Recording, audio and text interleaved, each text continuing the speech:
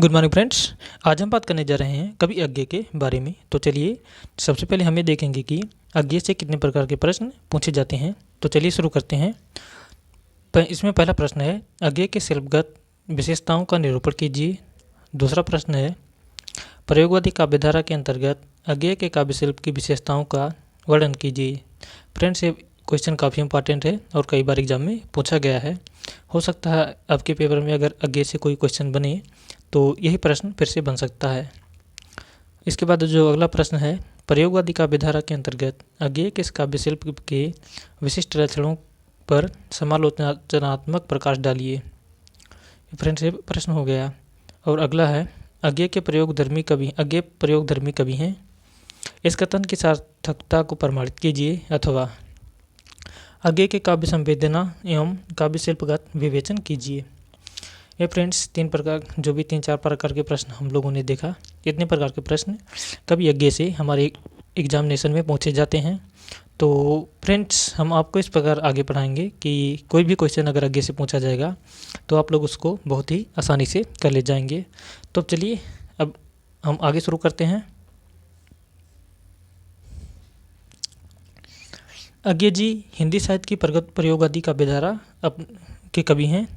ये तो फ्रेंड्स हम लोग पहले जानते हैं। इन्होंने अपनी विशिष्ट शैली तथा शिल्प के लिए प्रसिद्ध हैं। यानी कि कवि अज्ञे अपनी शिल्प और विशिष्ट शैली के लिए प्रसिद्ध हैं।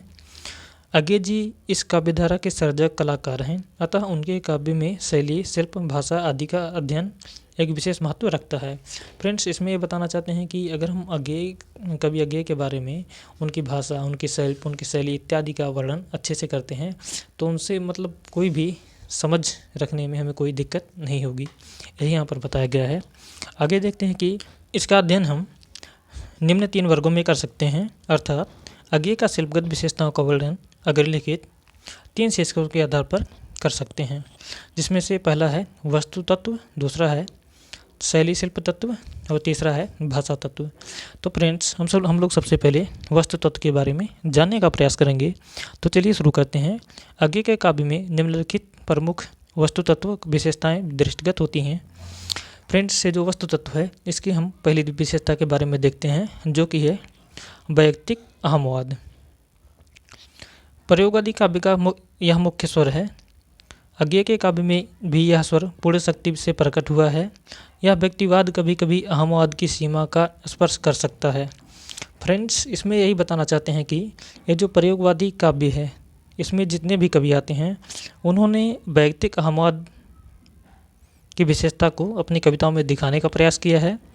चूँकि कवि अज्ञे भी प्रयोगवादी काव्यधारा के विशेष कवि हैं, इसलिए यह विशेषता उनकी कविताओं में भी आना स्वाभाविक सी बात है। फ्रेंड्स, हम आगे देखते हैं कि यह व्यक्तिवाद कभी कभी अहमवाद की सीमा को स्पर्श कर सकता है। इसको हम लोगों ने देख लिया था। यह वैयक्तिक अहमवाद के 2 रूप दृष्टिगोचर होते हैं। प्रथम में तो कवि अपनी वैयक्तिकता को किसी भी मूल्य पर सुरक्षित रखना चाहता है। इसके लिए वह सामाजिक चेतना से भी अपने को पृथक कर लेता है। दूसरा है जिसमें कवि अपने व्यक्तित्व को सुरक्षित रखते हुए सामाजिक चेतना में व्यक्ति चेतना को मिश्रित कर देना चाहता है। तो फ्रेंड्स, जो ये व्यक्तिगत अहमवाद होता है या वैयक्तिक अहमवाद होता है, इसको हम लोगों ने 2 रूपों में देखा। अब हम आगे चलिए देखते हैं। अज्ञे के काव्य में इस दूसरे रूप का अधिक परिष्कार हुआ है। यानी फ्रेंड्स, ये जो दूसरा रूप था क्या था, जिसमें कवि अपने व्यक्तित्व को सुरक्षित रखते हुए सामाजिक चेतना में व्यक्ति चेतना को मिश्रित कर देना चाहता है, उसका प्रयोग कवि अज्ञे की कविताओं में हमें ठीक ठाक देखने को मिलता है। आगे हम देखते हैं कि नदी के द्वीप नामक कविता में कवि अपने वैयक्तिक अस्तित्व की संपूर्ण सुरक्षा के साथ सामाजिक चेतना के प्रवाह में मिलाना चाहता है, पर यह मिलन उसकी सामाजिक चेतना के प्रवाह में विलग अर्थात अलग नहीं है। फ्रेंड्स, ये तो हमने देखा कि जो ये अज्ञे की वैयक्तिक चेतना है वह इनके किस प्रकार सामाजिक चेतना के प्रवाह में मिलना चाहता है, लेकिन वह उससे अलग नहीं है। तो फ्रेंड्स, हम उसी वैयक्तिक चेतना का एक उदाहरण यहाँ पर देखने का प्रयास करेंगे। चलिए देखते हैं। नदी तुम बहती चलो, भूखंड से जो दाय हमको मिला है, मिलता रहा है। माजती संस्कार देती चलो, यह स्रोत सविनी की कर्मनाशा कीर्तिनाशा घोर काल प्रवाहिनी बन जाए तो हमें स्वीकार है, वह भी उसी में रेत होकर फिर चनेंगे हम, जमेंगे हम, कहीं फिर पैर टेकेंगे, कहीं फिर खड़ा होगा नए व्यक्तित्व का आकार, मात्र उसे फिर संस्कार तुम देना। तो फ्रेंड्स, ये तो हो गई उनके व्यक्तिक चेतना जो थी उसका उदाहरण। अब हम आगे देखते हैं कि उनकी जो कवि अज्ञेय की काव्यगत विशेषता हैं या शिल्पगत विशेषता हैं, उसका जो दूसरी विशेषता है यानी कि उसके जो वस्तु तत्व है उसमें जो दूसरी विशेषता है वह है दर्द के दर्शन। हम इसमें को देखने का प्रयास करते हैं। वर्तमान जीवन व्यवस्था के प्रति कवि मानस क्षुब्ध है। वह इसमें आमूल चूल परिवर्तन करना चाहता है, पर इसके लिए उसका यह अहम किसी से सहायता लेने की अनुमति नहीं देता। वह स्वयं अकेले ही संघर्षरत होना चाहता है, पर यह एकाकी विद्रोह असफल रहता है। यह असफलता उसे एक निराशा, पीड़ा, दर्द के अंधकार में तिरोहित कर देती है। पर इस दर्द का भी एक दर्शन है। माधवी वर्मा के काव्य को की भांति अज्ञेय के काव्य में भी पीड़ा का एक दर्शन दृष्टिगोचर होता है।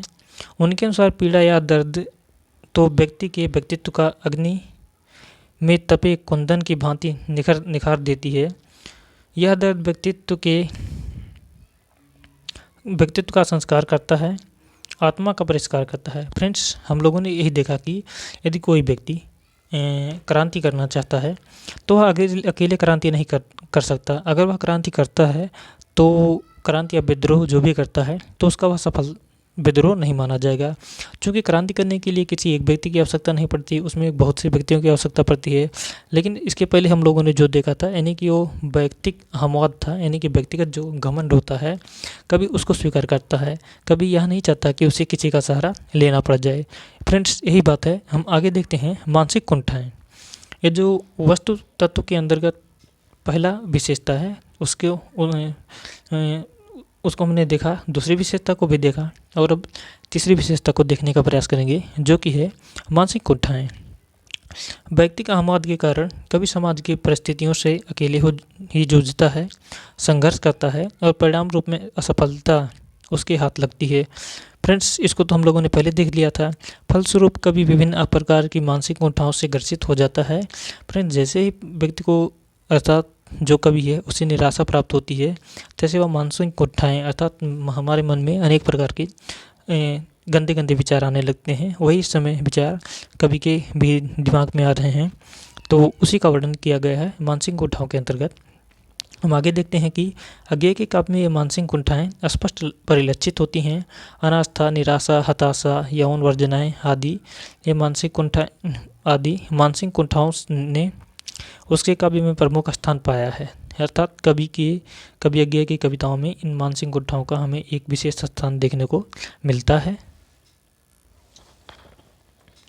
पर उनमें सर्वाधिक प्रबल है यौन कुंठा, जिसका अज्ञेय के काव्य में व्यापक चित्रण हुआ है। इन यौन कुंठाओं की अभिव्यक्ति अति सूक्ष्म आए व्यक्ति के लिए अज्ञेय ने यौन प्रतीकों, यौन बिंबों का प्रयोग किया है। सावन मेघ नामक कविता यौन प्रतीकों की विशिष्ट रचना है।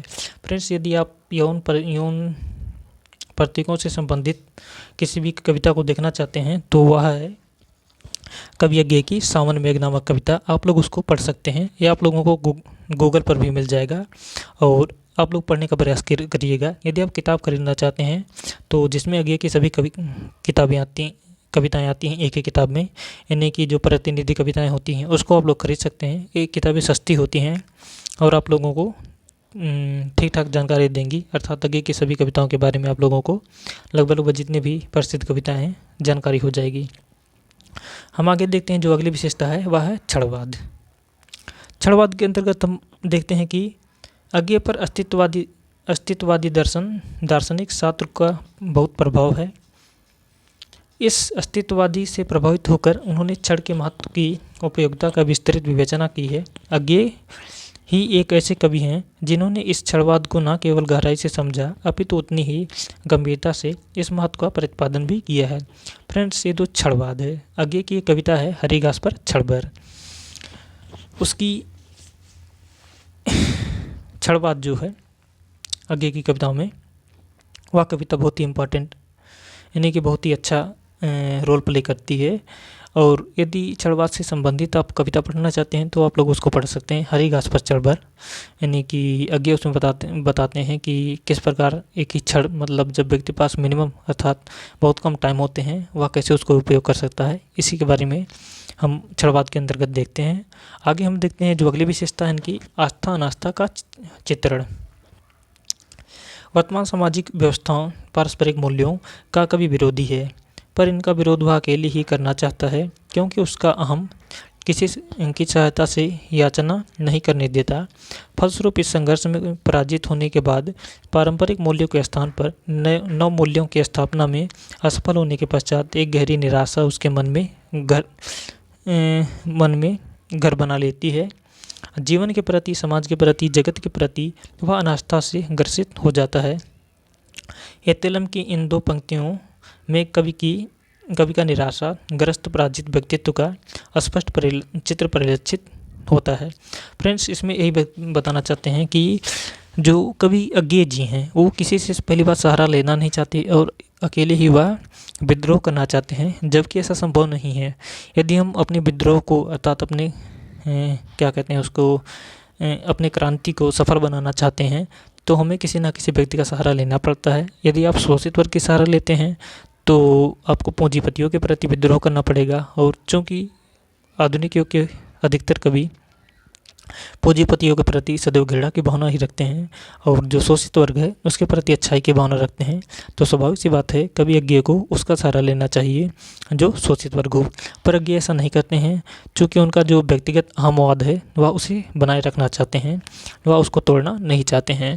फ्रेंड्स, इसी संबंध में नहीं तोड़ना चाहते हैं, पर जैसे ही वह विद्रोह शुरू करते हैं उसी समय हम देखते हैं कि कवि अज्ञेय जी को सफलता तो मिलती नहीं है। इससे क्या होता है, वे बहुत परेशान हो जाते हैं, जिससे उनका आस्था जो उसमें था, यानी कि जिससे अकेले विद्रोह करने से सफलता मिल जाएगी, वह टूट जाती है।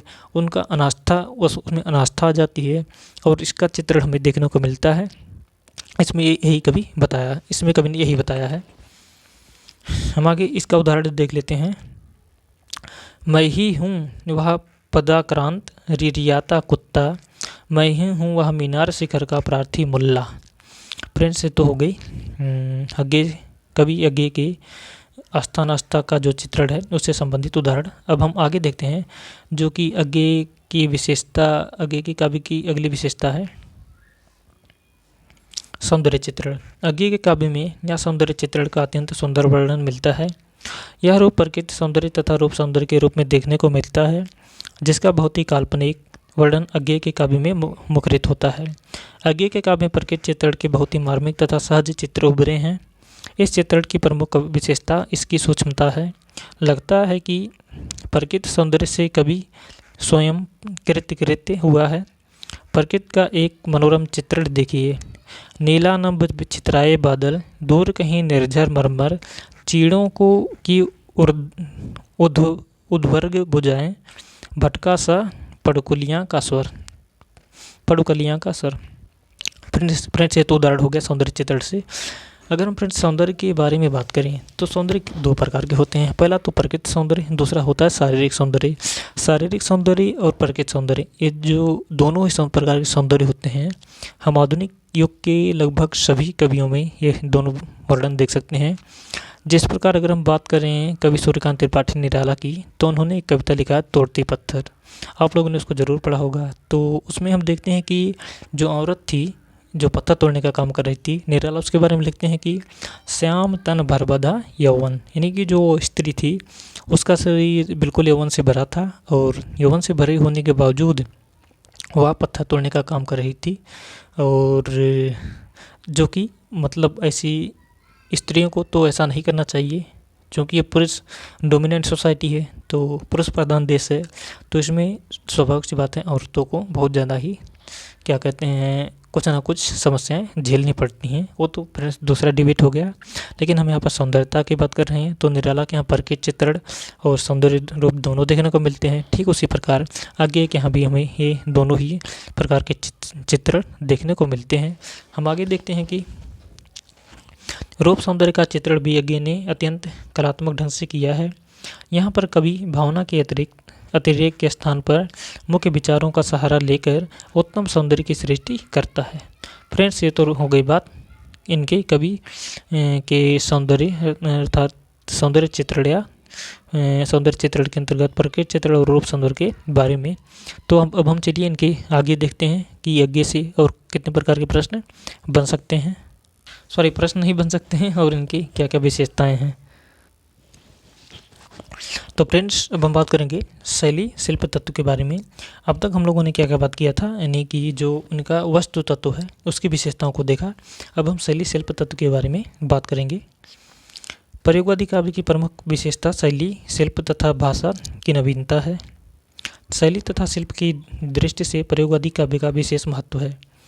फ्रेंड्स, ये जो शैली है और क्या दूसरा है भाषा, ये हम देखते हैं कि आधुनिक काल में और विशेष रूप से प्रयोगवादी कवियों की बहुत ही महत्वपूर्ण विशेषता हो जाती है। इसलिए हमें इसको जानना बहुत ज़रूरी है, क्योंकि यदि हम किसी भी कवि को पढ़ना चाहते हैं तो उसकी भाषा को सबसे पहली बात हमें पकड़ना होगा, और दूसरी है कि शैली, उसके कविता लिखना है कि क्या शैली है, वह किस प्रकार लिखता है और व्यक्ति उसे कितनी सहज रूप से समझता है, इसके बारे में इसमें बताया गया है। हम आगे देखते हैं कि शैली की यह नवीनता अज्ञे के काव्य का विशेषता है। काव्य में शिल्प के महत्व को स्वीकार करते हुए अज्ञे ने कहा है, नया कवि नई वस्तु को ग्रहण और प्रेषित करते समय शिल्प के प्रति कभी उदासीन नहीं रहा है, क्योंकि वह उसे प्रेषण से काट कर अलग नहीं करता। फ्रेंड्स, ये तो हो गई अज्ञे का स्टेटमेंट। इसके बारे में आप लोग लिख सकते हैं यदि लिखना चाहें अपने एग्जामिनेशन में। अब हम आगे देखते हैं कि छंद विधान। छंद विधान के क्षेत्र में अज्ञे ने नए नए प्रयोग किए हैं तथा उसमें पूर्णतः सफल भी हुआ है। एक और उन्होंने जहाँ परंपरागत छंदों को अपनाया है, कविता में रचना की, वहीं मुक्त छंद के प्रयोगों को एक व्यापक रूप भी दिया है। उनके अधिकांश काव्य का सृजन मुक्त छंद में हुआ है। फ्रेंड्स, जो अज्ञे जी हैं, अब देखते हैं उनकी कविताएं मुक्तक छंद में तो हैं, लेकिन जो मुक्तक छंद को सबसे पहले इंट्रोड्यूस कराया था वह सूर्यकांत त्रिपाठी निराला थे। निराला ही एक ऐसे कवि थे जिन्होंने सबसे पहले मुक्तक छंदों की रचना की थी अपनी कविताओं में। उसके बाद जो छंदों की परंपरा है वह लगातार हमें हिंदी साहित्य में मुक्तक छंद के रूप में देखने को मिलता है। अतः जो छंद है वह मुक्तक छंद के रूप में ही दिखाई देती है। वैसे तो कुछ कवि छंदबद्ध कविताएं लिखते हैं, लेकिन अधिकतर कवि मुक्तक छंद में ही कविताएं लिखते हैं। हम आगे देखते हैं कि छंद विधान, ये तो हम लोगों ने देखा नहीं। छंद विधान अच्छा हाँ, यही देख रहे हैं। उनके अधिकांश काव्य में सृजन मुक्त छंद हुआ है। इसके अतिरिक्त उन्होंने तुकांत छंदबद्ध रचनाएं भी की हैं। जैसा फ्रेंड हमने बताया कि यद्यपि कुछ कवियों ने मुक्तक छंद में तथा छंदबद्ध कविताएं लिखी हैं, लेकिन अधिकतर कवि मुक्तक छंद में कविताएं लिखे हैं। उसी में हम देखते हैं कि अज्ञे की भी कविताएं कुछ छंदबद्ध रचनाएं हैं। लोकगीतों तथा छायावादी शैली के गीत भी उन्होंने लिखे तथा लघु कविताओं में भी पर्याप्त सफलता प्राप्त की। अज्ञे का प्रिय मुक्तक छंद है। फ्रेंड्स, इसके बारे में हम लोगों ने पहले ही जान लिया था। अब आइए भाषा तत्व पर। भाषा तत्व, अज्ञे ने भाषा के महत्व पर बल दिया है। उनके अनुसार नई कविता प्रयोगशीलता का पहला आयाम भाषा से संबंध रखता है। अज्ञे की काव्य भाषा में मुक्त शब्दों की नई अर्थवत्ता का विशिष्ट महत्व है। फ्रेंड्स, इसमें यही बताना चाहते हैं कि जो अज्ञे जी हैं उनकी हम भाषा तो देखते हैं, लेकिन भाषा में जो अनेक प्रकार के तत्व हैं उसमें हमें नए नए शब्द भी देखने को मिलते हैं।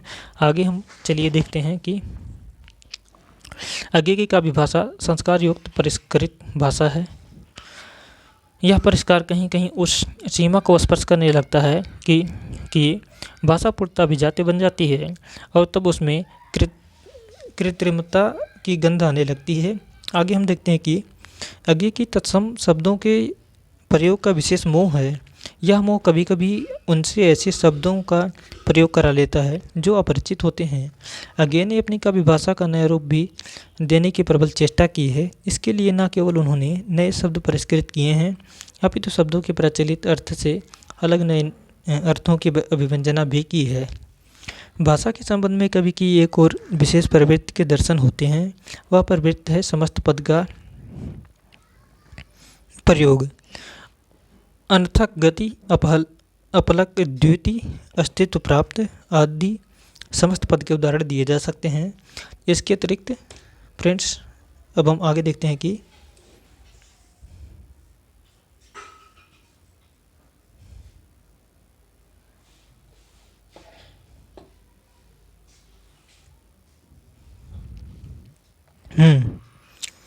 तो इसके अतिरिक्त एक ही पंक्ति में विशेषण के तीनों रूपों का प्रयोग करना भी कवि की विशेष प्रवृत्ति है। यथा इसका उदाहरण है, यानी कि एक ही पद में हम देखते हैं कि तीनों प्रकार की प्रवृत्तियों का वर्णन करते हैं। नमित मेरा भाल, आत्मा नमित तरह, नमित तम तम, नमित तम मम भावना संसार। ये तो फ्रेंड्स इसका उदाहरण हो गया कि अतिरिक्त क्या कहते हैं, इनके एक ही पंक्ति में इन तीनों विशेषताओं का वर्णन देखने को मिल गया। आगे हम देखते हैं कि इस प्रकार के प्रयोगों से यद्यपि कवि की प्रयोगादि रुचि का परिचय तो मिलता है, पर भाषा अपनी सहजता खोकर कृत्रिम बन जाती है। फ्रेंड्स, भाषा जैसे ही अपनी सहजता खोती है तैसे वह कृत्रिम बन जाती है। इसमें यह बताया गया है। आगे की काव्य भाषा का अध्ययन करते समय हमें इस बातों को ध्यान में रखना चाहिए कि उनकी भाषा में जो दुरूहता अथवा क्लिष्टता है वह विशेष रूप से उनकी आरंभिक रचनाओं में है। जैसे इत्तेलम में वाक्य विन्यास का यह जटिलता, काल के युगचरण के शाश्वत प्रवाही चाप सहसा रड़ित कर गई दोहरी पृथकता द्वारा धानवृत्त ऐक्य को। ये तो फ्रेंड्स उदारता, काल के युगचरण के शाश्वत प्रवाही चाप सहसा रड़ित कर गई दोहरी पृथकता द्वारा धनावृत्त ऐक्य को। आगे प्रारंभ की कृतियों की कुछ रचनाओं को छोड़कर बाद की रचनाओं में कवि की प्रवृत्ति सहज सरल व्यवहारिक भाषा की ओर उन्मुख की गई है। फलतः बाद की रचनाएं अधिक मनोरम लगती हैं। अतः उपयुक्त विवेचन के आधार पर यह कहा जा सकता है कि आगे के गंभीर सूक्ष्म बौद्धिक भावुकता के स्निग्ध विचारों भावनाओं का आह्वान करने में, मार्मिक अभिव्यक्ति देने में उनकी काव्य भाषा का पूर्ण रूप में समर्थ है। तो फ्रेंड्स, हम लोगों ने अभी तक क्या बात किया, कवि अज्ञेय के अर्थात कवि सच्चिदानंद हीरानंद देवास्यन अज्ञेय की जो भी काव्यगत विशेषताएं थी, काव्य शिल्प थे, उसके बारे में हम लोगों ने देखा। फ्रेंड्स, आप लोगों को यदि ये वीडियो अच्छा लगा हो please like share and subscribe.